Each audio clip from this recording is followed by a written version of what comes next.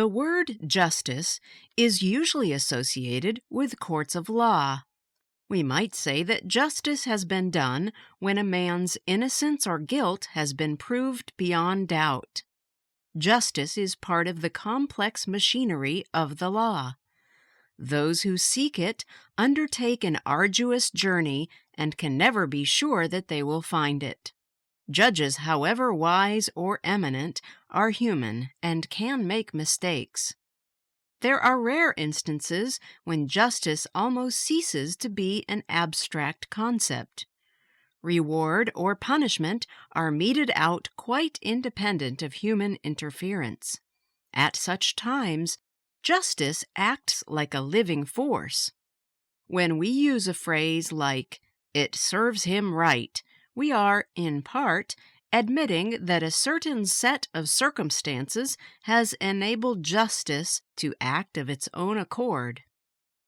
When a thief was caught on the premises of a large jewelry store one morning, the shop assistants must have found it impossible to resist the temptation to say, "It serves him right." The shop was an old converted house with many large, disused fireplaces and tall, narrow chimneys.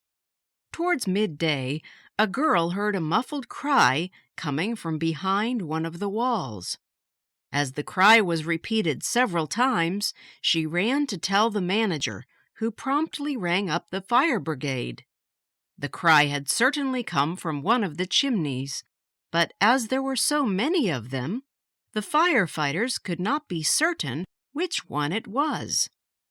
They located the right chimney by tapping at the walls and listening for the man's cries. After chipping through a wall which was 18 inches thick, they found that a man had been trapped in the chimney. As it was extremely narrow, the man was unable to move, but the firefighters were eventually able to free him by cutting a huge hole in the wall. The sorry-looking, blackened figure that emerged admitted at once that he had tried to break into the shop during the night, but had got stuck in the chimney. He had been there for nearly 10 hours. Justice had been done even before the man was handed over to the police.